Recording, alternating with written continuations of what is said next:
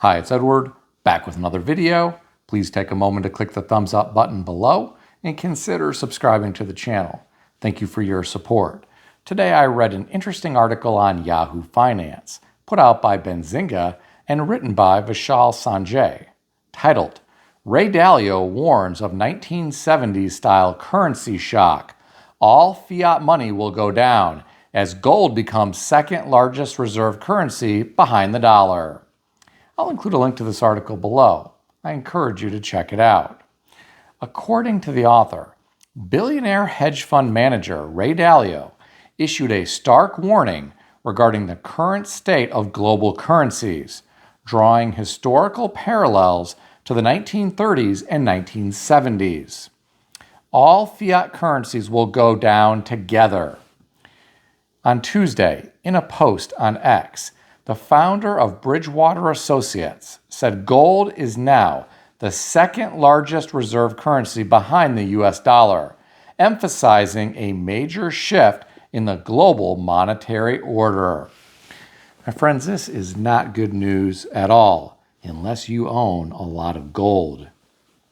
Ray Dalio is a billionaire, and he has studied the rise and fall of empires throughout history. You have to wonder how the American empire is going to fare in the near future. Getting back to the article, the author said, to understand this shift, Ray Dalio pointed to a historical pattern of fiat currency devaluations, stating that we're currently facing a classic currency devaluation similar to what we saw in the 1970s or the 1930s, referring to the Nixon shock and the Great Depression, during which all currencies went down relative to hard currencies such as gold. My friends, gold has had value for thousands of years. Gold is tangible. You can hold it in your hand. It is also used for a variety of purposes. It can be used for jewelry. It can be used for electronic components. Gold does not tarnish. There are a lot of people who have invested a lot of money in a variety of different cryptocurrencies. We have tens of thousands of cryptocurrencies in the world now.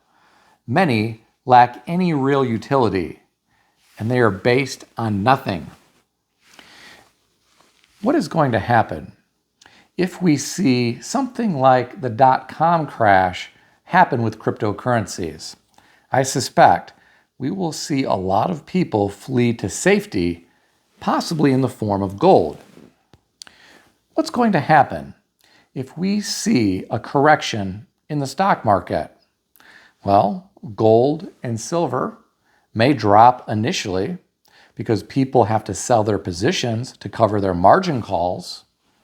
We saw gold and silver drop initially back in 2008 during the GFC, and we saw that happen in 2020 during the pandemic. But gold and silver went up in value after the initial drops. Would I rather own something like cryptocurrency or hold the dollar, or would I rather hold something like gold and silver? Well, I own gold and silver. I'm a firm believer in something that has been tested by time. Gold and silver have had value for thousands of years. Getting back to the article, Ray Dalio warns of very, very dark times. Doesn't that sound ominous? According to the author, earlier this week, appearing on a podcast with Stephen Bartlett, Dalio warned of very, very dark times for major Western economies, including the United States and the United Kingdom, pointing specifically to their mounting financial liabilities in recent years. My friends, our government can continue to print, and they will likely continue to do that. Now, you may say I'm a conspiracy theorist, but I believe one way out of our current financial predicament is to inflate away the debt. That could very well happen. That could potentially make the dollar worth far less. But if you own tangible assets like gold, silver, platinum, palladium, land, well, you may fare better than someone holding dollars. Understand, that's just my opinion. And what do I know? I'm just some guy on YouTube. Ray Dalio isn't the only one who thinks we are headed for potential trouble. I read another interesting article today. This one was on Yahoo Finance, put out by Benzinga and written by Stigna Garola, titled, Bernie Sanders Slams Collapsing System as Elon Musk, Jeff Bezos, and Mark Zuckerberg amass $1.3 trillion while Americans struggle to eat and pay rent. I'll include a link to this article below. I encourage you to check it out. According to the author, Senator Bernie Sanders said the U.S. economy is collapsing for ordinary Americans, while the richest 1% continue to amass unprecedented wealth and power. Well, I hate to say it, but I agree with what Bernie Sanders is saying. It is unfortunate that there are Americans who are suffering financially right now, while we have billionaires who continue to purchase a variety of assets and spend money on lavish things such as mega mansions and super yachts. Sometimes those super yachts have very large yachts that accompany them in a support capacity. It is unbelievable how much wealth some people have in this world.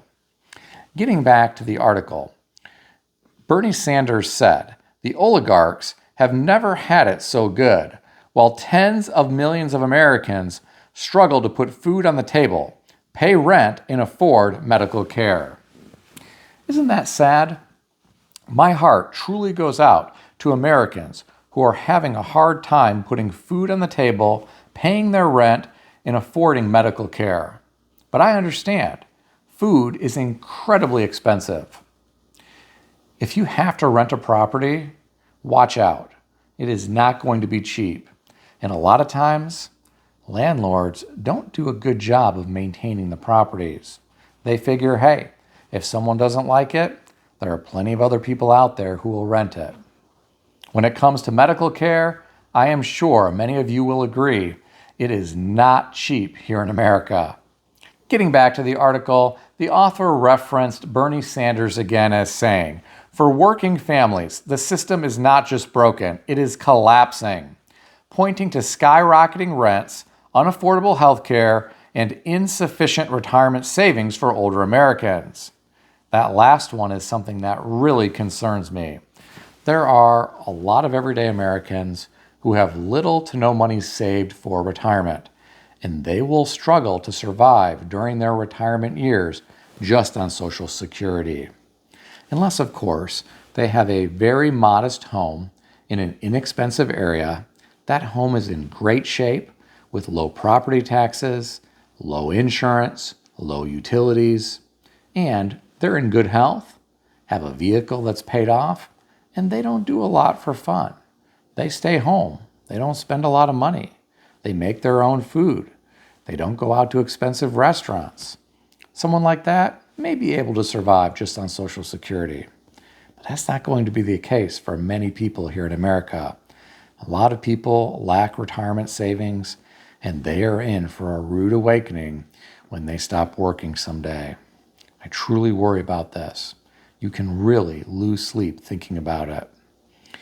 Getting back to the article, the author said, there are nearly 800,000 people who are homeless here in America, and more than 85 million who are uninsured or underinsured. This is truly tragic. I feel bad for these folks who are homeless. Recently, I was driving through a city and I saw homeless person after homeless person sleeping on the sidewalk. Many were sleeping under overhangs in front of businesses that were closed down for the evening. Imagine if that was your life. Imagine if you had to sleep outside when it was extremely hot or extremely cold. Imagine the bugs. Imagine the rodents that you might encounter. Imagine someone else who may try to assault you and take whatever you might have, even though you're homeless and don't have much.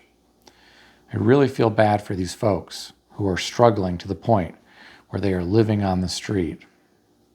I'm curious if any of you have seen people like this, and if you have done anything to potentially help them.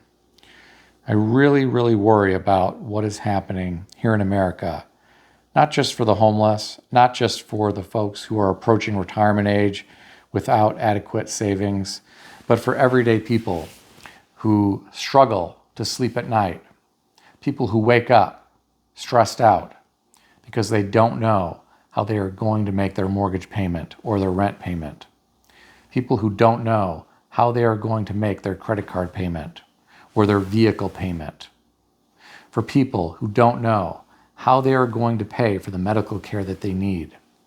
This is the reality for a lot of people here in our country, and it is truly sad. What do you think about all this? Share your thoughts in the comment section below. If you enjoyed this video, consider subscribing to the channel.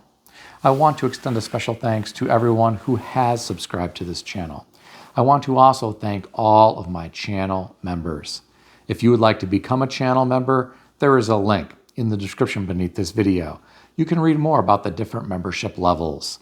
Please also check out some of the great books I suggest you consider reading in the description below. I've included Amazon affiliate links to these books. As an Amazon associate, I earn from qualifying purchases. Stay healthy and wealthy. I'll see everyone in the next video.